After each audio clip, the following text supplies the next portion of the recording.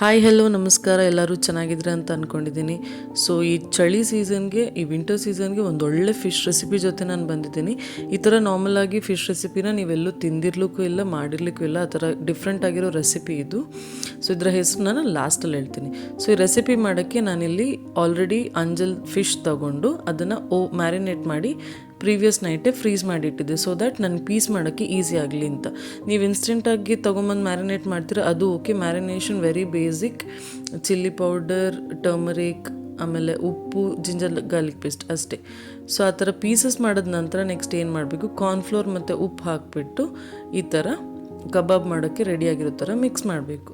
Next ಇವಾಗ ಮಸಾಲ ಮಾಡೋಕ್ಕೆ as usual ಮೆಣಸಿನ್ಕಾಯಿನ ಬೇಯಿಸ್ಕೋಬೇಕು ಫಸ್ಟ್.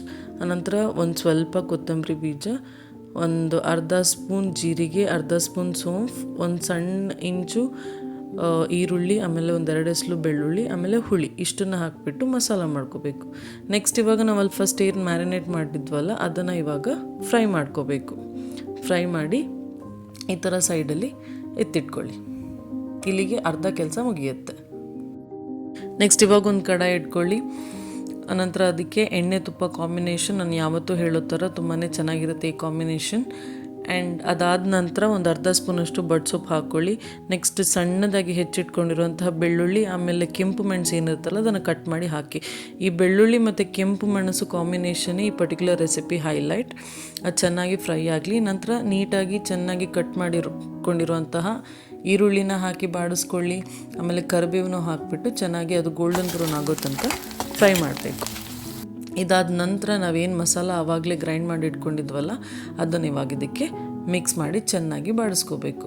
ಸೊ ಎಲ್ಲಿ ತನಕ ಬಾಡಿಸ್ಕೋಬೇಕು ಅಂತ ಹೇಳಿದರೆ, ಅದು ಎಣ್ಣೆ ಬಿಡುತ್ತಲ್ಲ ಅಲ್ಲಿ ತನಕ ಇದನ್ನು ನೀಟಾಗಿ ಬಾಡಿಸ್ಕೋಬೇಕು. ನೋಡಿ ಇಲ್ಲಿ ಕಲರ್ ಯಾವ ರೀತಿ ಚೇಂಜ್ ಆಯಿತು. ಅವಾಗ ನಾವು ಸ್ಟಾರ್ಟಿಂಗ್ ಹಾಕಿದಾಗ ಹೆಂಗಿತ್ತು ಕಲರ್, ಆಮೇಲೆ ಇವಾಗ ಕಲರ್ ಹೆಂಗಾಯಿತು. ಸೊ ಕಂಪ್ಲೀಟಾಗಿ ಡಿಫ್ರೆಂಟ್ ಆಗುತ್ತೆ.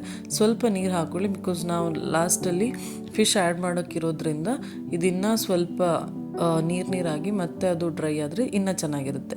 ಸೊ ಇಲ್ಲಿ ರುಚಿಗೆ ತಕ್ಕಷ್ಟು ಉಪ್ಪು, ಆ್ಯಂಡ್ ದೆನ್ ಒಂದು 3/4 ಸ್ಪೂನಷ್ಟು ಬೆಲ್ಲದ ಪೌಡರ್.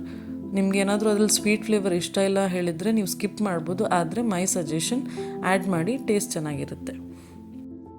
ಸೊ ಇವಾಗ ಒಂದು 10 ನಿಮಿಷ ಅಥವಾ 15 ನಿಮಿಷಗಳ ಕಾಲ ಮಸಾಲ ಬಾಡಿಸ್ಕೊಂಡ ನಂತರ ನಾವೇನು ಆಲ್ರೆಡಿ ಅವಾಗ ಫಿಶ್ ಫ್ರೈ ಮಾಡಿ ಇಟ್ಕೊಂಡಿದ್ವಲ್ಲ ಅದನ್ನು ಇವಾಗ ಆ್ಯಡ್ ಮಾಡಬೇಕು. ಆ್ಯಡ್ ಮಾಡಿಬಿಟ್ಟು ಚೆನ್ನಾಗಿ ಈ ಥರ ಮಿಕ್ಸ್ ಮಾಡ್ಕೋಬೇಕು.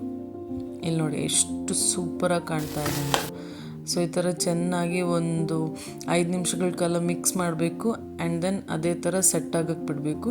ಇನಿಷಿಯಲಿ ಎಲ್ಲದಕ್ಕೂ ನೀಟಾಗಿ ಮಸಾಲ ಟಚ್ ಆಗಿರಲ್ಲ, ಬಟ್ ಫ್ರೀಕ್ವೆಂಟಾಗಿ ನೀವು ಮಿಕ್ಸ್ ಮಾಡೋದ್ರಿಂದ ಚೆನ್ನಾಗಿ ಈ ಥರ ಮಸಾಲ ನೋಡಿ, ಅಲ್ಲಿ ನೀವು ಮಿಕ್ಸ್ ಮಾಡ್ತಾ ಇರಬೇಕಾದ್ರೂ ನೀವು ಯಾವ ಕಡೆ ಮೂವ್ ಮಾಡ್ತೀರೋ ಆ ಕಡೆ ಅದು ನೀಟಾಗಿ ಬರ್ತಾ ಇದೆ. ಬಿಕಾಸ್ ಅಷ್ಟು ತುಪ್ಪ ಮತ್ತು ನಾವು ಅದನ್ನು ಹಾಕಿರ್ತೀವಲ್ಲ, ಸೊ ಅದಕ್ಕೋಸ್ಕರ ಅದು ನೀಟಾಗಿ ಅದ್ರ ಜೊತೆ ಜೆಲ್ಲಾಗ್ತಾ ಇರುತ್ತೆ. ನೋಡಿ ಸೂಪರಾಗಿರುತ್ತೆ. ನಾರ್ಮಲಿ ನಿಮಗೆಲ್ಲೂ ಈ ಥರ ರೆಸಿಪಿ ತಿನ್ನೋಕ್ಕೆ ಸಿಗಲ್ಲ. ಡೆಫಿನೆಟಾಗಿ ಈ ರೆಸಿಪಿನ ಟ್ರೈ ಮಾಡಿ. ಸೊ ಈ ಸ್ಪೆಷಲ್ ರೆಸಿಪಿಗೆ ನಾವು ಇಟ್ಟಿರುವಂತಹ special name fish Raja special ಅಂತ. ಸೊ ಟ್ರೈ ಮಾಡಿ ಈ ವೀಕೆಂಡಲ್ಲಿ.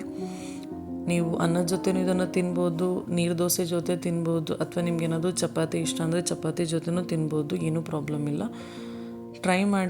ಟ್ರೈ ಮಾಡಿದ ನಂತರ ನಿಮಗಿದ್ರ ಟೇಸ್ಟ್ ರಿಯಲೈಸ್ ಆಗುತ್ತೆ. ಒಂದು ಸಲ ಮಾಡೋಕ್ಕೆ ಸ್ಟಾರ್ಟ್ ಮಾಡಿದರೆ ನೀವು ಇದನ್ನು ನಿಲ್ಲಿಸೋದೇ ಇಲ್ಲ, ಮಿಸ್ಸೇ ಮಾಡಲ್ಲ. Thank you for watching.